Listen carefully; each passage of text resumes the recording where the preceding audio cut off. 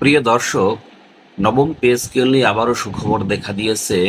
গত 21 এপ্রিল সরকার নবম pay scale সুপারিশ কমিটি পুনর্গঠন করেছে। এই কমিটি মূলত নতুন করে আবার পর্যালোচনা করবে যে আগের যে সুপারিশ ছিল সেগুলো কতটা যৌক্তিক।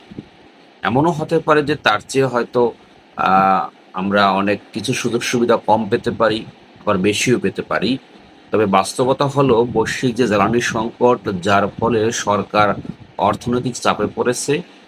অন্যদিকে আবার মুদ্রাস্ফীতির কারণে সরকারি কর্মচারীরাও সংকটের মধ্যে আছে। এই দুটি বিষয় পর্যালোচনা করে মূলত সুপারিশ কমিটি আবার নতুন করে হয়তো সুপারিশ করতে পারে। দেখা যাক কি হয়, ভালো কিছুর আশায় আমরা থাকি। আর পে স্কেল এবং বিভিন্ন বড় ধরনের চাকরির তথ্য ও সংবাদের জন্য আমাদের পেজ ও চ্যানেলের সাথে থাকুন। ধন্যবাদ আপনাদের।